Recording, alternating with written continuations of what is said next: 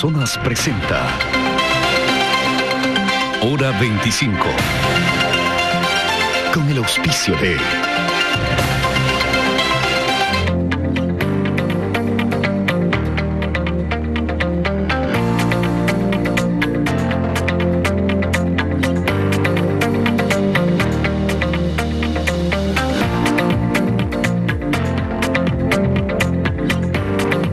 Uniandes, to the height of your dreams.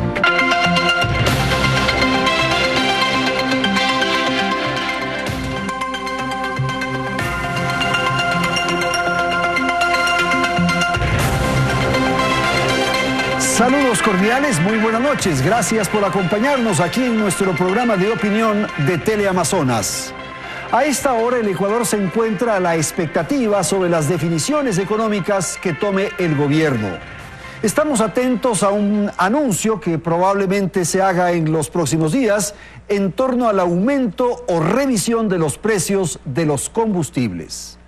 La penuria fiscal es evidente. Son pocas las opciones que tiene el gobierno para financiar el funcionamiento estatal o público. Los entornos de la actividad privada también están atentos a las definiciones gubernamentales. Las iniciativas tributarias, opciones de inversión y emprendimientos privados simplemente están a la espera. El escenario social es sin duda crítico. El trabajo formal cae, se multiplica el desempleo y el subempleo. Hoy entonces, en Hora 25, vamos a provocar un diálogo sobre estos temas. Nuestros invitados esta noche aquí en el estudio de Teleamazonas son José Hidalgo. Él es el director ejecutivo de Cordes. Nos acompaña también Diego Borja. Él fue gerente del Banco Central y es un analista de temas económicos. Agradezco la presencia de Andrés Mideros. Él fue director del CEMPLADES y es profesor universitario. Gracias entonces por estar con nosotros. Natalie, buenas noches.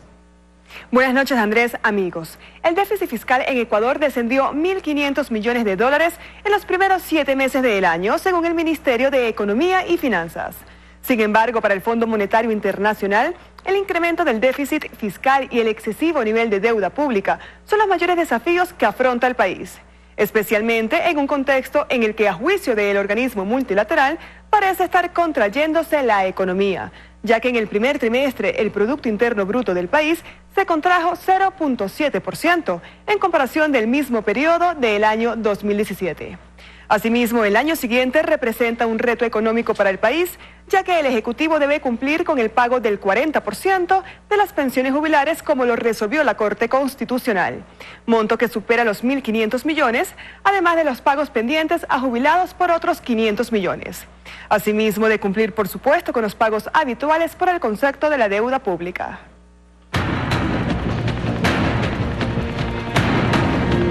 Entre enero y junio de este año, los ingresos por recaudaciones del impuesto al valor agregado IVA se incrementaron un 12%.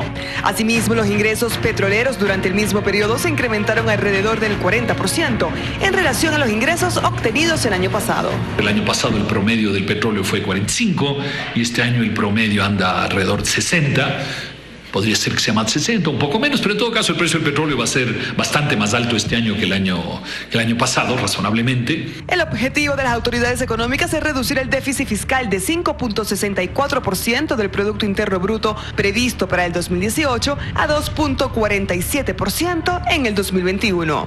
Desde que llegó al poder en mayo del 2017, el presidente Lenín Moreno se ha quejado de una enorme deuda que le dejó su predecesor Rafael Correa, y a comienzo de este año anunció la aplicación de recortes para ajustar los presupuestos de su gobierno. Ya desaparecimos los ministerios coordinadores.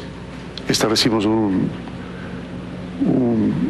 una rebaja del 10% en los sueldos del nivel jerárquico superior. Estamos vendiendo los bienes del Estado. Ecuador necesita 8.000 millones de dólares cada año para cubrir el déficit fiscal y pagar las amortizaciones de deuda interna y externa, además de garantizar 2.000 millones anuales adicionales para cumplir las metas y objetivos nacionales hasta el 2021. Durante los 3 años subsiguientes esperamos entregar al país con una deuda que pueda ser sostenible en función del Producto Interno Bruto. Poner en orden la casa ha resultado bastante difícil. Para cumplir con las obligaciones fiscales es necesario acudir a nuevos financiamientos. El Código de Planificación y Finanzas Públicas establece que la deuda no puede sobrepasar el 40% en relación con el Producto Interno Bruto, pero datos a junio evidencian que la cifra supera el 46%. Y mantener el límite, aunque estemos por arriba, es una buena cosa.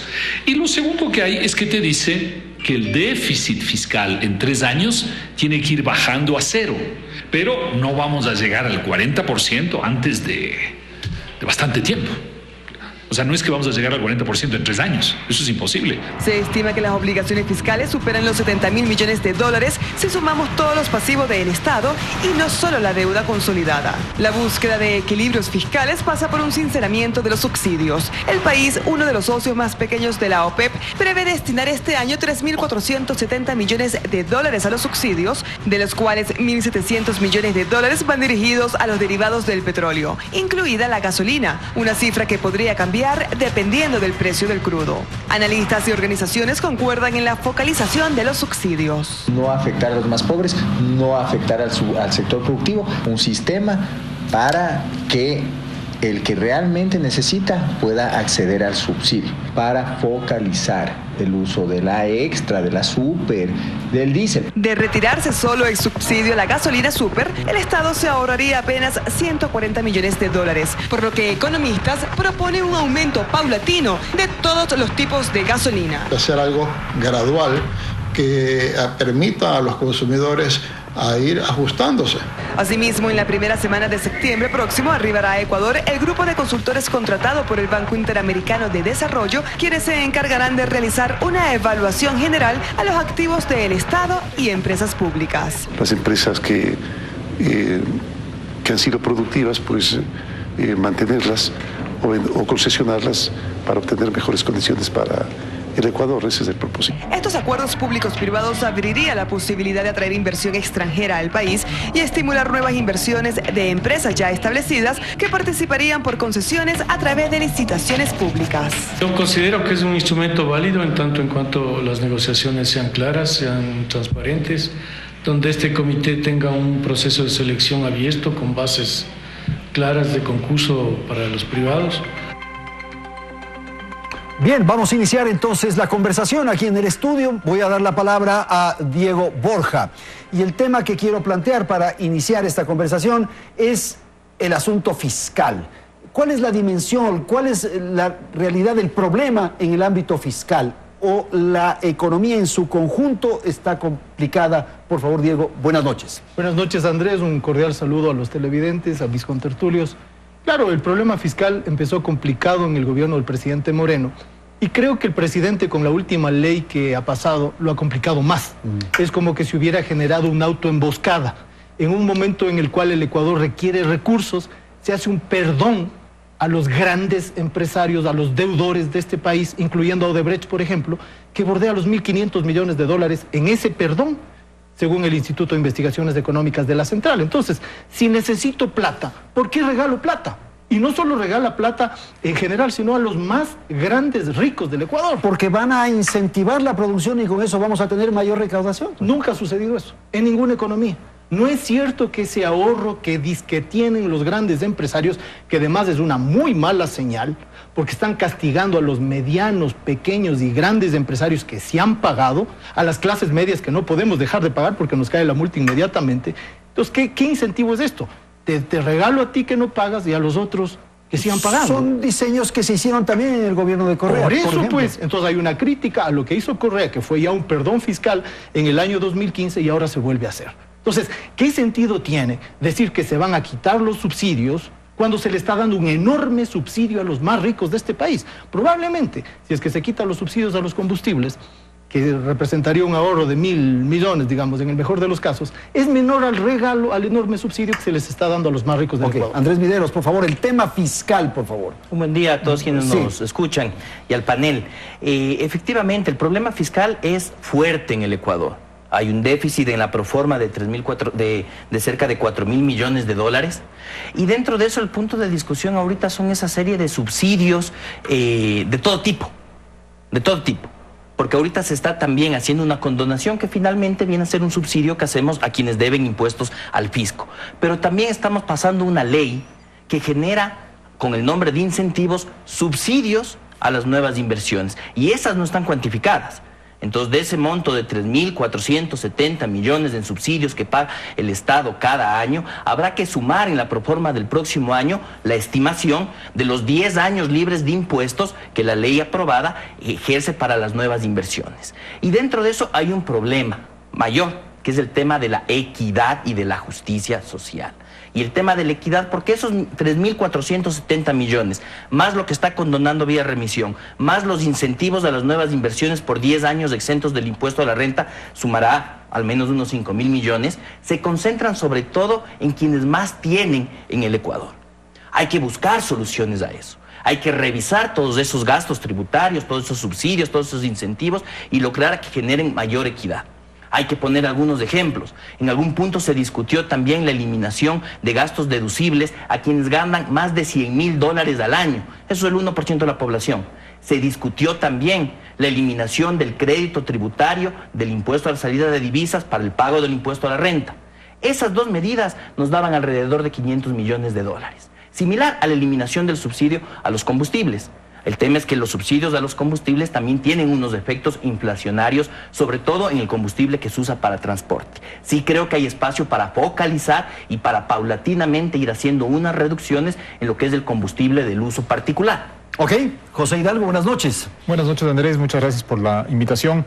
Sí, el tema fiscal es uno de los grandes problemas que enfrenta el Ecuador junto con la pérdida de competitividad que se traducen en un estancamiento de la inversión.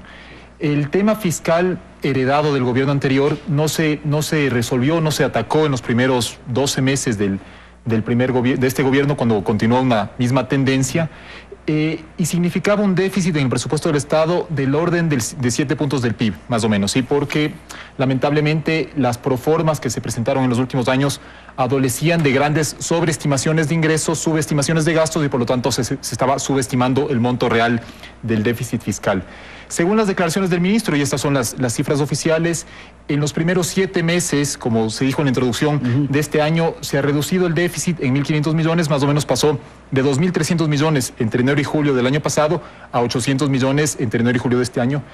Pero hay un tema importante ahí, y es que esa reducción del déficit se explica en parte por un aumento de los ingresos, sobre todo petroleros, pero se explica sobre todo por una caída del gasto principalmente, puntualmente de capital, porque el gasto corriente sigue creciendo. Sí, bueno. Y el próximo año hay que tomar en cuenta que el gobierno va a tener que asumir más o menos 1.400 o 1.500 millones de dólares de pago del 40% del fondo de pensiones y que los 600 millones que esperan recibir por la remisión tributaria en este año ya no estarían en el próximo. Entonces, volveríamos a ver una ampliación en el déficit fiscal que naturalmente se traduce en un crecimiento de la deuda. Ahora, José, lo que han dicho sus compañeros en el sentido de que sí, efectivamente hay un problema fiscal, hay un hueco fiscal, hay necesidad de enfrentar eso, pero los mecanismos, los caminos por donde transitaría el gobierno para lograr cerrar ese hueco no serían los más adecuados. Bueno, todavía no se ve un esfuerzo genuino del gobierno en reducir el gasto corriente. El gasto de capital en el primer semestre del año se redujo 30%, pero el gasto corriente siguió creciendo 2%. Y no solo por el crecimiento en el pago de intereses de la deuda que forman parte del gasto corriente, sino también porque sigue aumentando el gasto en nómina, es decir, en sueldos y salarios, que este año va a rondar los 10.000 millones de dólares. Entonces, se espera que el gobierno, si está considerando una medida que finalmente va a afectar al bolsillo de los ciudadanos, como es la eliminación de los subsidios a las gasolinas, porque el ministro ha dicho que no estarían considerando por lo pronto topar el diésel ni el gas, bueno, que es una medida además necesaria y justa socialmente, porque esos subsidios favorecen, y eso está demostrado hasta la saciedad, sobre todo a los más ricos. Esa medida tiene que estar acompañado por un esfuerzo del propio gobierno en ajustarse a sí mismo el cinturón. No puede ser que otra vez, como pasó con la ley de equilibrio de las finanzas públicas, con la ley solidaria, sea siempre el sector privado el que pone el esfuerzo y el Estado continúe con un tamaño que a todas luces es excesivo. A ver, Diego, sobre esto, por favor. A ver, es que es falso absolutamente que los subsidios a las gasolinas favorecen sobre todo a los más ricos. Los empresarios normalmente repiten eso todo el tiempo y hacen de una falsedad una verdad constituida. Tengo los datos exactos. El subsidio a las gasolinas extra y a la gasolina extra con etanol, que es la que utilizan las clases medias en su gran mayoría, que son las que tienen auto en el Ecuador, son las que tienen mayor subsidio. Entonces, cuando se repite que se va a retirar el subsidio a las gasolinas extra y extra con etanol, se está golpeando durísimo a las clases medias que las consumen, en primer lugar. Y en segundo lugar, no es cierto que si es que se elevan los precios de los combustibles de la gasolina, no va a haber un círculo inflacionario. Va a haber un círculo inflacionario, porque las gasolinas sirven para un conjunto de elementos en la producción, en el transporte y en el consumo. Pero Diego, hay un momento en que se debe resolver ese tema de los subsidios. Claro, se tiene que resolver un claro, momento Andrés. Claro, pero por ejemplo, ¿por qué no toman medidas alternativas? Le doy varias. Una, tengo un proyecto y conozco muy de cerca, en las refinerías, sobre todo en la de Esmeraldas, de cada barril que procesa la refinería, 55% es desperdicio. Con un esquema de uso eficiente de los derivados, de la producción de derivados, aprovechar adecuadamente, podríamos tener 30% en la reducción de importación de combustibles. Es que disminuir hay que hacer eso también. Claro, y ¿por qué no empezamos por los subsidios afuera? ¿Por qué no hacemos un esquema que hoy día hay las tecnologías de la información y la comunicación adecuadas para controlar el contrabando? En contrabando de combustibles, sobre todo de diésel, se nos va más de 600 millones de dólares al año. Ahí tienen más de la mitad de los subsidios que hoy día quieren cargarle a la clase media y a los sectores populares. Porque no nos olvidemos que esa verdad que quieren... Esta es una agenda del Comité Empresarial Ecuatoriano, cuyo presidente es el ministro de Economía y Finanzas. No es la agenda del presidente Lenín Moreno. El presidente Lenín Moreno ganó las elecciones planteando el proyecto Protección de toda una vida a los ecuatorianos. Y esto va en contrasentido del proyecto del presidente Lenín Moreno. Entonces, creo que le están infringiendo al presidente una autoemboscada en la que se le da recetas que son económicamente inconvenientes y políticamente inconvenientes. José Hidalgo, por favor, sobre esto. Sí, a ver, realmente me llama la atención que se insiste en algo que está, insisto, probado hasta la saciedad, y estoy seguro que Andrés, por ejemplo, coincidirá en que los subsidios a los combustibles favorecen a quienes más tienen. Quisiera decir dos puntos. Primero, las clases medias, si es que tienen la capacidad de tener un auto, no están en los sectores populares. El INEC acaba de publicar, hace un par de semanas, las cifras de pobreza, según las cuales el 24% de la población es pobre.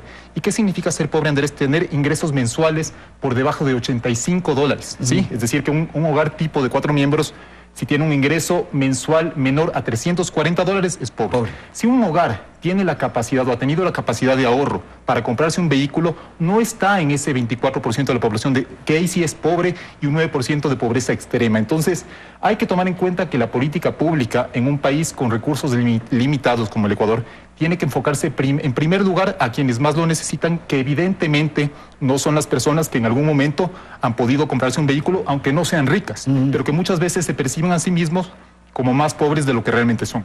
Y por otro lado, hay un estudio del BID que el gobierno o voceros del gobierno anterior se han preocupado por destacar, porque señala los beneficios que habría tenido el cambio en la matriz energética. Es un estudio sobre el que yo tengo un par de observaciones, pero que en un punto me permito leer, dice: un problema asociado a los subsidios es su carácter fuertemente regresivo. Regresivo significa que favorece más a los más ricos y menos a los más pobres. En efecto, y si bien no es el foco de este trabajo, la literatura ha destacado en diversas contribuciones que los subsidios a los combustibles tienden a favorecer de manera desproporcionada a los segmentos menos necesitados. O sea, realmente me llama la atención que se quiera decir que eliminar el subsidio, que es una medida de justicia social, es una medida que viene fomentando el sector empresarial. O sea, realmente no entiendo dónde están las cifras que muestran con hechos que el subsidio de la gasolina favorece, por ejemplo, a una persona que habitualmente toma transporte público. Andrés Pineros, por favor. Hay que revisar los subsidios. Esa es una primera... Es clarísimo, hay que hacer una revisión. Pero hay que revisarlos todos, y voy a insistir en eso, porque está bien que discutamos del subsidio a los combustibles de la gasolina súper, por ejemplo, y vayamos focalizando paulatinamente, pero también es contradictorio que mientras hacemos eso, demos 10 años exentos de pago de impuesto a la renta a nuevas inversiones sin ninguna condicionalidad, sin saber si eso va a generar un beneficio para todo el Ecuador. Un segundo elemento: el gasto público hay que hacerlo más eficiente. Sí se puede reducir 1.000 millones, un punto, o alrededor de un punto del Producto Interno Bruto de gasto corriente. Pero la variable tiempo es fundamental para que no suframos todos los ecuatorianos. No se puede cerrar la llave de la inversión y el gasto público hasta que no está abierta la llave de una inversión privada responsable. ¿Qué nos muestran los datos? En el primer trimestre de este año apenas llegaron 223 millones de inversión extranjera directa. Curioso, el 37% viene de Holanda y curioso, más aún, el 30% de Venezuela. ¿Y por qué le llama la atención los dos elementos? Me llama la atención por la concentración que tiene esto. Porque las negociaciones para el portafolio de inversiones que se está vendiendo y esos compromisos firmados de 9.500 millones, de los cuales todavía no se concreta nada, no están enfocados en esos sectores. No están ahí. Entonces no llegan todavía esas inversiones. Y solo termino con esto, porque tienen que llegar primero esas inversiones si quiere reducir la inversión pública, que ya se lo ha hecho. Y el gasto corriente también tiene algunos límites. Pongo dos ejemplos que son bastante claros. El hospital de Monte Sinaí y el hospital de Puerto Viejo, dos mega obras que tuvieron muchos problemas legales y técnicos y jurídicos y de financiamiento. El momento en que esos hospitales entren a funcionar requieren cada uno 60 millones al año de gastos operativos y de mantenimiento. Entonces no podemos hablar de una reducción sin beneficios de inventario del gasto corriente. Además, reducir el gasto corriente va a afectar las nóminas, y las nóminas son personal de salud, personal de educación, personal de seguridad, personal de inclusión social. Reducir esa nómina va a querer decir menos servicios sociales para los que más lo necesitan.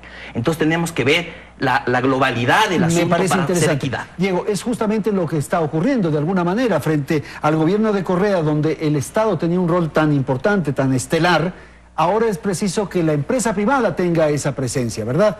Entonces, mientras baja lo público, tiene que subir lo privado, digamos, en estos términos.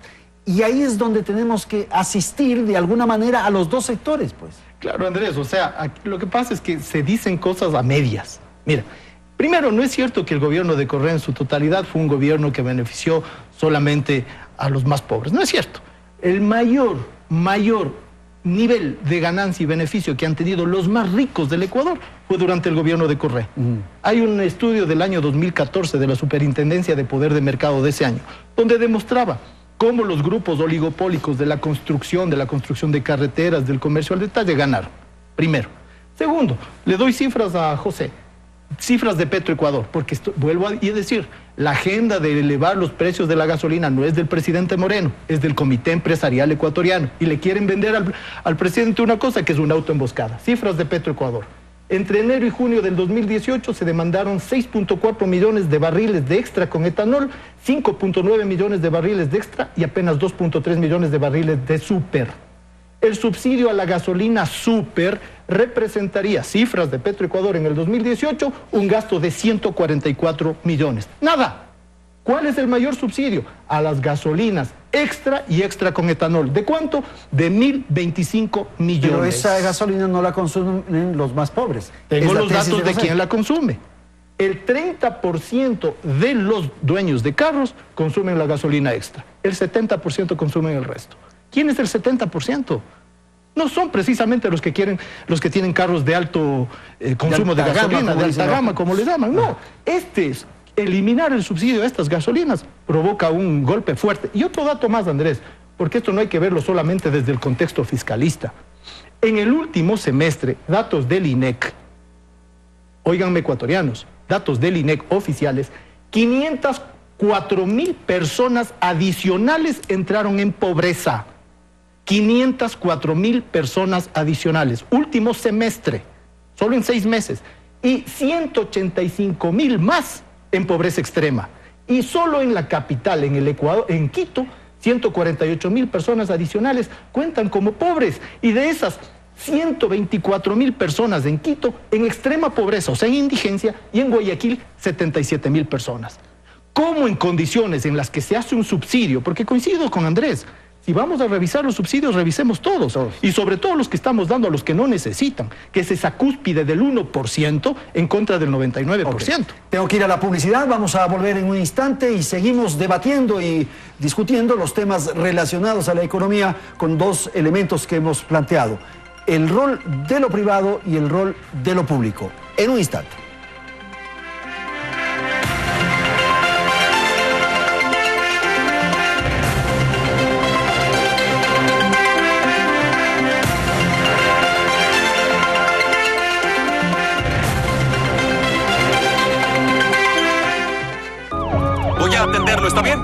100. Bajo presión. Pronto. Mañana. Hay una melodía que canto para acordarme de usted. Te quiero encontrar. Tú para mí eres todo. Justicia. Lunes a viernes, 9 de la noche. Teleamazonas.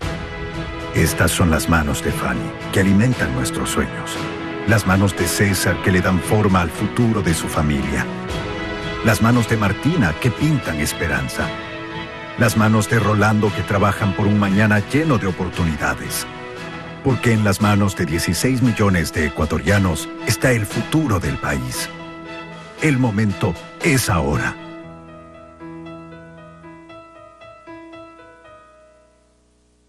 Amigo, ¿usted sufre de estreñimiento? Entonces llegó el momento de desintoxicar el colon. La solución, la fibra efervescente que elimina los desechos de su cuerpo y de esta manera usted perderá peso, previene las hemorroides, la gastritis, los gases y el mal aliento. Pero además, al mejorar la digestión, usted desintoxica el organismo, baja los niveles de colesterol, de triglicéridos, de azúcar y de ácido úrico. Y todo esto tomando el nuevo Liberacelser. Liberacelser, una fibra efervescente formulada para limpiar el colon y mejorar la digestión. Liberacelser es la nueva fibra efervescente. Su acción efervescente actúa como un poderoso limpiador del colon que ayuda a sacar del organismo todas las toxinas que se han acumulado dentro de su cuerpo. Y ordena 2 frascos de Liberacelser. Le entregaremos el tercero gratis. Así es, completamente gratis con su orden. Paga 2 y lleva 3. Pero además, usted recibirá el plan de desintoxicación Libérate. Un plan que le ayudará a desintoxicar el colon en tan solo 14 días.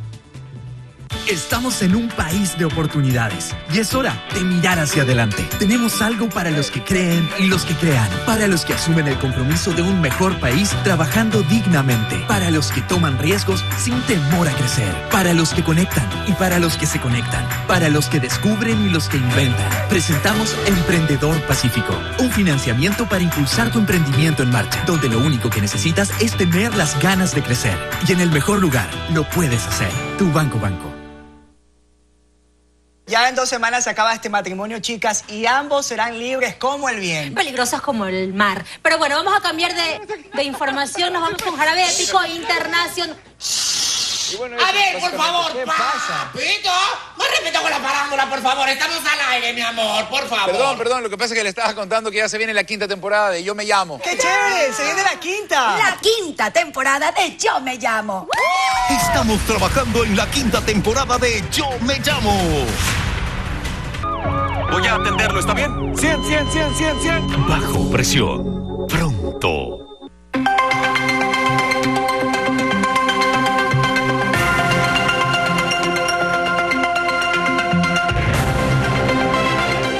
Continuamos con más de Hora 25. Los efectos positivos de la Ley de Fomento Productivo, tanto para la ciudadanía como para pequeños y medianos productores, se enmarcan en 4 áreas relativas a la eliminación o no gravamen de impuestos, remisiones de deudas, apoyo a la vivienda de interés social e incentivos tributarios atados a la generación de empleos. La próxima semana se publicará en el registro oficial la Ley de Fomento Productivo y a partir de ahí correrá el plazo de 90 días para quienes deseen acogerse a la remisión de tributos. Cualquier contribuyente de los más de 120.000 ciudadanos que mantienen deudas con la administración tributaria pueden beneficiarse de la norma. Sin embargo, para acogerse a la remisión también es necesario desistir del proceso de impugnación. Durante la discusión del proyecto de ley en la Asamblea, uno de los puntos de mayor debate fue el de la remisión de intereses y multas. En ese sentido, asambleístas de la Revolución Ciudadana señalaron que el Servicio de Rentas Internas estaba ganando alrededor del 70% de los procesos judiciales en contra de los grandes deudores empresariales, por lo que no cabía una remisión en momentos actuales. De los 4.000 millones de dólares que se le adeuda a la administración tributaria, cerca de 2.400 millones corresponden al capital de procesos que están en litigio, de los cuales se esperan recuperar cerca de 600 millones en este año. Y es buena plata para un fisco que está necesitado de dinero. Y por otro lado, creo que para las personas, sobre todo, que se van a acoger, ya les quita una una carga. El gobierno ejecuta por tercera vez en la última década una remisión del 100% de intereses, multas y recargos de deudas tributarias, fiscales y aduaneras. También se ha considerado la exoneración de intereses de impuestos, multas e infracciones vehiculares. En esta remisión se incluyó a 11 entidades, entre ellas, por ejemplo, a becarios y deudores de créditos educativos de instituciones públicas. Asimismo, más de 300.000 personas que hoy están en categoría E del Buró de Créditos y en Central de Riesgo podrán limpiar estas deudas y recuperar su capacidad de créditos. La segunda ley económica en la administración de Lenín Moreno ha generado un ambiente de confianza. Entre enero y junio de este año se aprobaron 22 contratos de inversión por 874 millones de dólares, aparentemente como consecuencia de que el Ecuador retomará el arbitraje internacional. Cuando se firme un contrato de inversión entre una empresa extranjera y el Estado ecuatoriano, si es que hay diferencias, si es que hay controversias, acudir a un arbitraje internacional que le genere seguridad jurídica al inversionista extranjero y, por supuesto, a nuestro país. Asimismo, la ley prevé exoneraciones de impuesto a la renta para las nuevas inversiones, que van desde 8 hasta 20 años, dependiendo del sector de la economía en donde exista la nueva inversión y también de las ciudades o provincias. No pagar impuestos a la renta durante 20 años, principalmente en la zona de frontera, que tenemos especial interés en desarrollo. No pagar el impuesto a la renta por 10 años en las ciudades que no sean las centrales de Quito y Guayaquil. Por su parte, el legislativo no respaldó la propuesta del presidente Moreno relacionada con las reglas macrofiscales y el límite abierto del endeudamiento durante los próximos 3 años, con las que el gobierno espera alcanzar el equilibrio primario hasta el 2021. Por ende, si va bajando a cero, las necesidades de financiamiento van bajando y la deuda deja de crecer y luego empieza a bajar. Ahora, lo que la ley no dice es cómo reducir el déficit, porque puede ser que el déficit mejore captando más dinero de los ciudadanos o reduciendo el gasto del gobierno. De ninguna manera puede ser considerado de fomento productivo, sino por el contrario, que tiene 2 objetivos fundamentales. El primero, un objetivo de carácter fiscalista, que significa querer recaudar recursos de manera inmediata, y segundo, también posibilitar de que el gobierno se siga endeudando. Un tema en el que hubo una ratificación por unanimad fue en la obligatoriedad de que la Junta Monetaria fije tasas especiales para el sector agrícola y ganadero. Hemos generado incentivos, de hecho, para los emprendedores, para las nuevas inversiones, pero sobre todo para miles de agricultores, para pescadores, para artesanos, para las instituciones y entidades de la economía popular y solidaria. Asimismo, esta ley de fomento productivo prohíbe que el Banco Central del Ecuador inyecte liquidez al Ministerio de Finanzas a través de la compra de papeles de deuda. Al Banco Central ya no se le permite que se ponga a financiar al gobierno, lo cual es una cosa sana, es una cosa, digamos, estricta, pero sana. La ley precisa que los CETES no cuenten como deuda únicamente si el dinero es utilizado para el gasto del ejercicio fiscal. Bien, vamos a la segunda parte del programa. José, le voy a dar la palabra para que comente algo de lo que se dijo en el segmento anterior, sin perjuicio de analizar lo que vamos a plantear. Ahora, el rol de lo privado, por favor. Perfecto, sí. No, realmente insisto que no hay una conciencia clara de la estructura social del Ecuador. Si el 24% de los hogares, más o menos 4 millones de hogares, subsisten con $340 al mes, considerar que esos hogares pueden darse el lujo de tener un vehículo y tanquear y que por lo tanto el subsidio le está beneficiando a los más pobres, creo que es una cifra que carece de todo rigor. Hay otra, según el INEC, el parque automotor del año 2017, que es la última cifra disponible, era de 1.500.000 autos entre automóviles, camionetas y jeeps de uso particular. 1.500.000 autos, suponiendo que hubiera un auto por hogar, cuando hay claramente hogares que tienen 2 o 3 autos, significaría que apenas una tercera parte de los hogares tiene auto. Entonces, insistir en que eliminar el subsidio de las gasolinas va a ser un golpe a los que menos tienen es desconocer totalmente el 24% de personas en el Ecuador que subsisten con menos de $85 al mes. La clase media, nadie está diciendo que sea una clase pudiente, pero es una clase en la cual que no se tienen que enfocar en primer lugar las medidas de política pública considerando ese nivel de pobreza. Ahora, respecto a todo lo que se ha dicho en esta presentación de la Ley de Fomento Productivo, yo lo que más destaco es el tema de las reglas macrofiscales y del tema del Banco Central. A ver, primero, respecto a la remisión tributaria, yo estoy de acuerdo en que no creo que es una buena señal. Una tercera revisión tributaria en tan poco tiempo no es una buena señal. No estoy de acuerdo, sin embargo, en que se está regalando ese dinero, porque finalmente dentro del monto que se está condonando había muchas deudas en litigio, es decir, que no había la certeza de que el Estado iba a terminar cobrando esa plata. Y respecto a las reglas fiscales, es importantísimo que el Ecuador no vuelva, en caso de que se llegara a dar una nueva bonanza petrolera, por ejemplo, a vivir lo que vivimos en los últimos 10 años, que finalmente nos tienen en la crisis actual, es decir, haber desbordado el gasto mucho más de la capacidad sostenible en el tiempo de los ingresos fiscales, y por lo tanto es importante que el gobierno vaya reduciendo el déficit paulatinamente y sobre todo que el gasto público no pueda crecer más allá del crecimiento de largo plazo de la economía. Eso es, a mi entender, y obviamente la eliminación de la potestad para que el Banco Central le preste plata al gobierno me parecen los puntos más importantes de la ley. Y la posibilidad de una recuperación del sector privado de modo tal que pueda mejorar, por ejemplo, la opción de empleo, que pueda mejorar la opción de generación de tributos, en fin, ¿usted cree que es factible con esta ley? Es importante que el sector privado vaya tomando, como se ha dicho, tomando la posta a la inversión pública.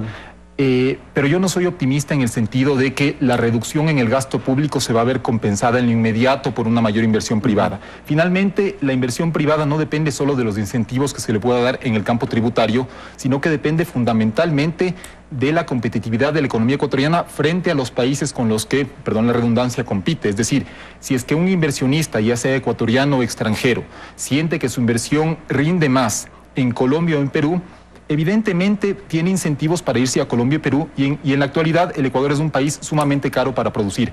Pero evidentemente los incentivos, que yo estoy de acuerdo con Andrés, constituyen un subsidio finalmente al sector empresarial, tienen al menos la ventaja, en caso de que llegaran a dar resultado, de que son un subsidio que viene acompañado, porque dado que demandan al menos una inversión nueva, una inversión real nueva, tendrían la ventaja de que están acompañados por una generación de empleo, porque finalmente una inversión nueva no es que se levanta un edificio para tenerlo vacío, ayudaría a combatir el principal problema económico del Ecuador en la actualidad en lo social, que es la falta de empleo. Ahora, Andrés, es verdad, la empresa privada tiene necesidad de jugar, de plantearse opciones en condiciones adecuadas, porque parecería que hay una ofensiva del gobierno de abrir mercados, de abrir vitrinas, de tener espacios en donde se puedan llevar y vender nuestros productos. Pero la competitividad, la capacidad de esa producción siempre va a estar en dificultad frente a otros países, como el caso de Colombia y de Perú.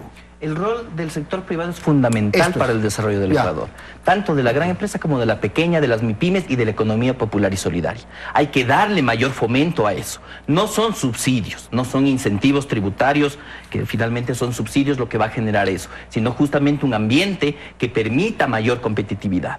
La mejor política económica es la política social, porque factores claves de la competitividad vienen por mejorar las capacidades humanas, la salud, la educación, la seguridad, por tener un ambiente de confianza, por tener un ambiente de estabilidad. Esos son mayores motivantes, digamos, de alguna forma, también para las inversiones privadas que tienen que generarse. Y creo que está bien que se tenga esa apuesta. Ya se hizo inversiones públicas que generaron unas capacidades productivas, puertos, aeropuertos, carreteras, luego ahí hay otra tela que cortar, pero ahora es necesario que la inversión privada aproveche de ello, pero no es una panacea, no genera beneficios porque sí, porque puede venir inversión privada sin generar empleo, trayendo trabajadores del exterior.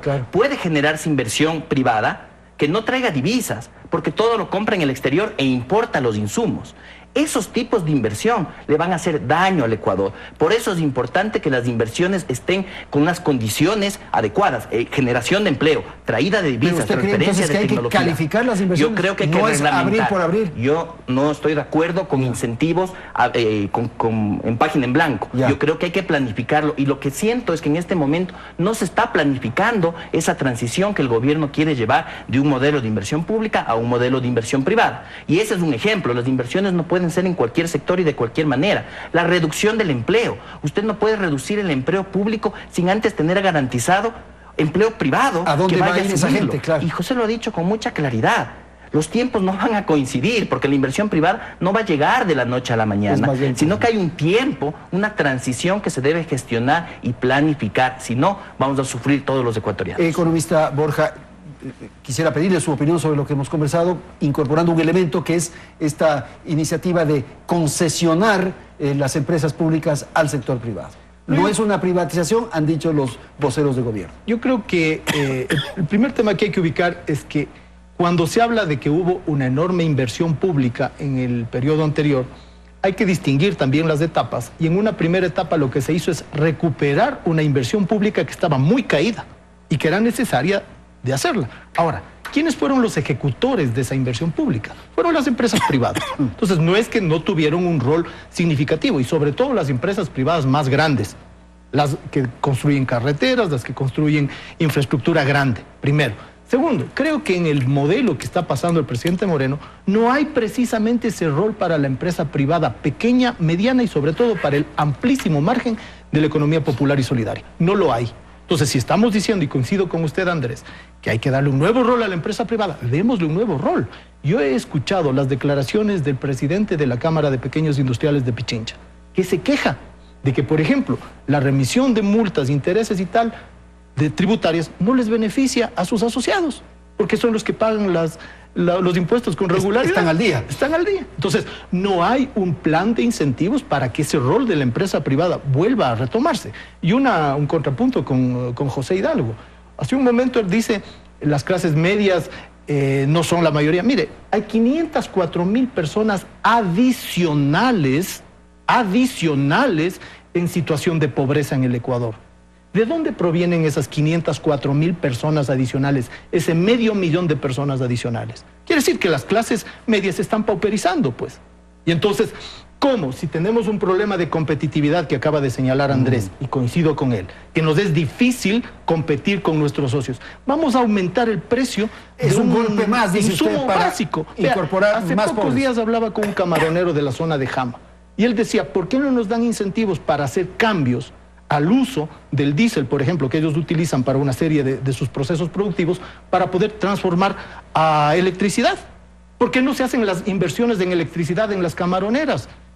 Hay camaroneras 1, camaroneras 2, hay un proyecto de transmisión, que son incentivos que permitirían tratar en un contexto global y no solo fiscalista el problema de los combustibles. Porque cambiar el uso de gasolinas podría ser posible si es que tenemos una continua inversión para trasladar, por ejemplo, al sector industrial el uso de electricidad. José, un minutito y luego Andrés y concluimos este segmento. La verdad no es un buen ejemplo el que da Diego del camaronero, porque si es que utiliza diésel y el ministro ha dicho que el subsidio al diésel, el gas no se va a revisar y se están enfocando en las gasolinas, en ese caso ese camaronero en particular no se vería afectado por la medida, porque por lo pronto se viene considerando eliminar el subsidio a las gasolinas. E insisto en un tema.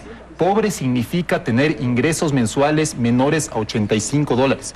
Usted puede salir a la calle, Andrés, y preguntar a una persona que esté en ese nivel de ingresos si es que tiene un vehículo.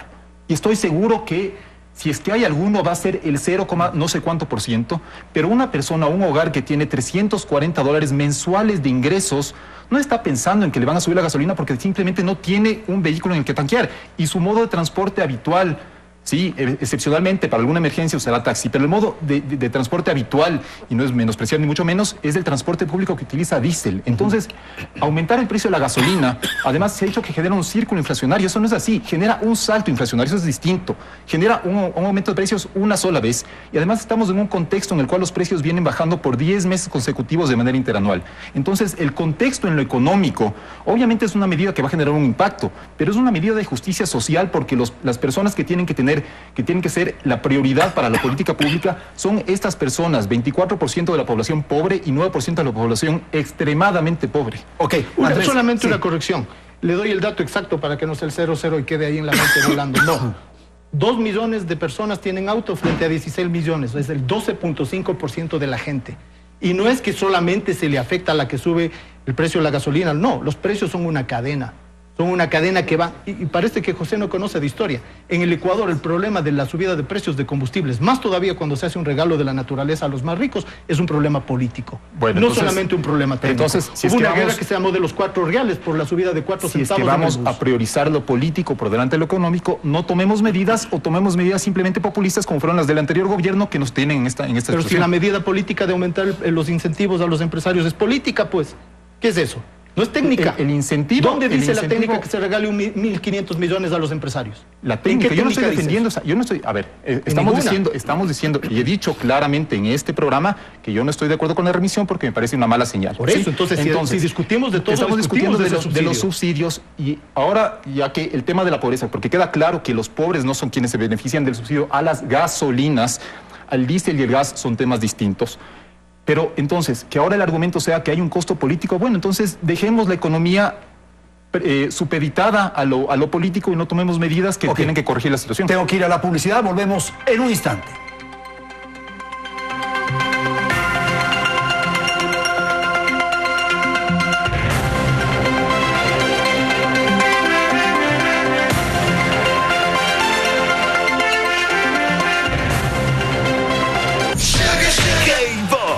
Lunes a viernes, después de El Inútil. Yo como que me besé con otro. Mañana. Tengo ganas como de formar una familia con usted. En la vida hay que aprender sobre cálculos de riesgos. Yo lo que quiero es que usted me ayude a llegar a Bogotá. A mí lo que me gustaría es que usted me echara una mano. Si no, se puede perder todo. Prefiero ser cauto antes de diagnosticar una enfermedad. No me diga que me voy a morir, doctor. La Nocturna. De lunes a viernes, 7 de la noche. Roxana intentará un arreglo. Si me dejas en paz cuando arregle mi acusación y salga libre, te puedo dar mucho dinero. No suena nada mal, ¿eh? Y Alejandro está en medio de un ajuste de cuentas. ¡Alejandro! ¡Una ambulancia! ¡Al Hotel Neptuno! ¡Ya! Enemigo íntimo. Mañana, 10 de la noche. Estamos en un país de oportunidades y es hora de mirar hacia adelante. Tenemos algo para los que creen y los que crean, para los que asumen el compromiso de un mejor país trabajando dignamente, para los que toman riesgos sin temor a crecer, para los que conectan y para los que se conectan, para los que descubren y los que inventan. Presentamos Emprendedor Pacífico, un financiamiento para impulsar tu emprendimiento en marcha, donde lo único que necesitas es tener las ganas de crecer. Y en el mejor lugar lo puedes hacer. Tu Banco. Cuando salía a caminar fuerte, dolores a la rodilla. La inflamación y los dolores en las manos eran insoportables. Y de repente aparecieron esos dolores a tal punto que no podía caminar sin andadera. Comienza ahora mismo a disfrutar de tu vida con Helix Original. Porque en mí hizo un cambio total y yo lo recomiendo a todas las mujeres para que se sientan mejor. Compras 2 frascos y el tercero será completamente gratis con tu orden.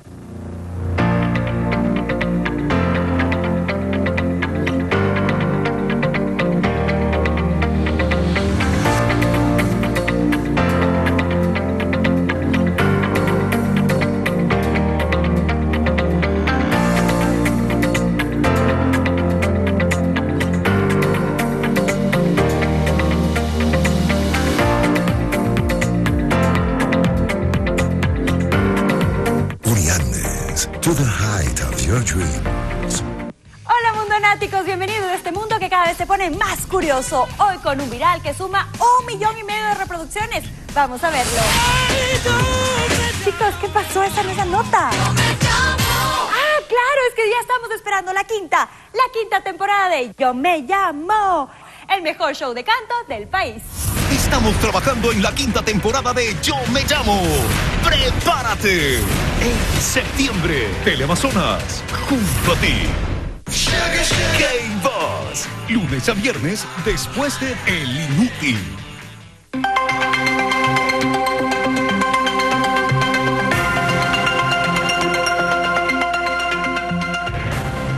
Bien, vamos a la tercera parte del programa. Tengo que dar la palabra a Andrés Mideros, que no participó en el debate anterior. Por favor. Me parece que en la discusión global, nacional y en el debate tenemos que ir mucho hacia lo propositivo. Y yo creo que en eso de ir a lo propositivo hay dos grandes ausentes todavía para poder ver medidas más allá de lo fiscal para generar ingresos. Y es la parte del fomento productivo. La ley no plantea nada, las políticas no han planteado nada de fomento productivo en realidad. Y un segundo elemento que se ha olvidado, que se ha caído del debate, es el tema del sector externo. En fomento productivo, ahí hay que apostarle, mucho más allá de incentivos que son subsidios, a políticas como una reducción de la tasa de interés para el crédito productivo. De veras, o sea, las tasas corporativas y empresariales son del orden del 9%. La tasa de microcrédito para los más pequeños llega hasta el 27% de interés anual. Hay que bajar decididamente la tasa de interés. Hay que llevar crédito hacia los pequeños territorios, cooperativas de ahorro y créditos, bancas comunales. No cerrarlos como se está pensando desde algunos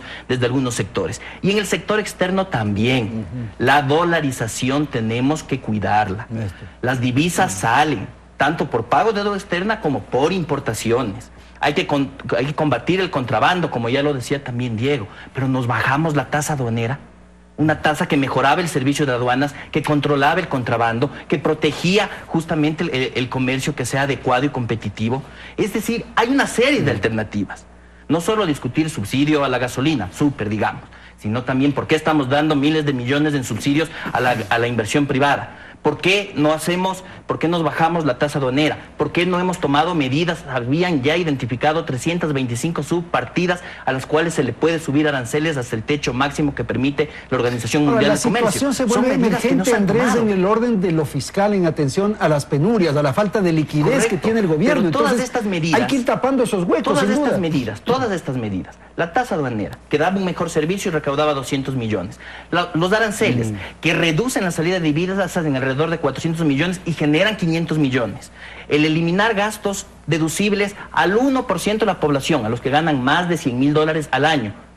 Quitar el crédito tributario al ISD para el pago del impuesto de renta daba otros 500 millones. Lo que quiero decir es que hay muchísimas alternativas que generan mayor equidad y justicia social en el país, pero parece que la única por la que le estamos apostando es por la reducción del gasto, y eso va a impactar en los servicios sociales. ¿El incremento del precio del petróleo podría ayudar un poquito a tapar estas dificultades, Diego? Bueno, tendría que ayudar. En la ley hay la restauración de un fondo de estabilización, ¿no? Con el diferencial entre el precio del petróleo al que se calcula la proforma y el precio real. Ahí tienen ya un espacio interesante. Sería muy bueno que ese fondo se le utilice, por ejemplo, para la dinámica productiva. Pero hablando del tema productivo, por ejemplo, la Superintendencia de Economía del Poder, no de Poder de Mercado, de Economía Popular y Solidaria, ¿por qué no se ocupa para que las cooperativas, desde la calificada como 1 hasta la calificada como 5, tengan un rol preponderante? Por ejemplo, para bajar el riesgo en el crédito, al microcrédito, y en vez de tener tasas de sobre el 30%, tengamos tasas asequibles. Pues. ¿Por qué? Ahí hay un amplísimo margen. Si ponemos en perspectiva, el 50% de la fuerza laboral ecuatoriana podría estar en ese sector, o una muy buena parte. No hay medidas. Otra medida inconveniente: se le quita a la banca pública la obligatoriedad de poder utilizar sus recursos y se le permite colocar sus recursos en la banca privada, en vez de que la banca privada traiga sus reservas de fuera. Eso no ayuda a la dolarización. Entonces, son medidas que están generando un tiro en el pie al propio gobierno. Yo insisto, esta no es la agenda del presidente Moreno, porque él ganó con una propuesta de protección toda una vida. Y la protección toda una vida pasa por el tema laboral. Lo que pasa es que él asumió el mandato supuestamente con la mesa servida y descubrió que no estaba en esas condiciones. Pero tenemos, mire, Andrés, esto también es una verdad que se la repite medio como loras a rato. Mire, el año pasado tuvimos crecimiento del 3%. Se decía que estamos en una recesión, 3% de crecimiento. Tenemos aumento del precio del barril de petróleo. O sea, no estamos ya en 40, estamos ya en el orden de los 60. Entonces, son contextos en los cuales podría haber margen de maniobra. Pero con endeudamiento, ¿no? Pues ese crecimiento, ¿no? Bueno, el propio Pablo Lucio Paredes, que es un economista que tiene una postura totalmente distinta a la mía, acaba de decir, no es posible de la noche a la mañana y de un plumazo eliminar las necesidades de deuda. Sería imposible en el Ecuador. ¿Cómo sería posible eso? Pero sí se puede hacer reperfilamientos de deuda, de pedazos de deuda, de porciones de deuda, eso no se modificaciones ha hecho, que no se están haciendo. Por favor, José. Sí, un par de acotaciones. El año pasado, según el Banco Central, la economía no creció 3%, se revisó la cifra y el crecimiento es de 2,4%. Obviamente es un crecimiento, pero es una revisión importante. Por otro lado, respecto al precio del petróleo, es importante tomar en cuenta que evidentemente el alza del precio del petróleo genera un beneficio para las cuentas fiscales, pero no es un beneficio directo en el sentido de que el gobierno heredó de la gestión anterior un montón de deudas, sobre todo con los prestadores de servicios privados.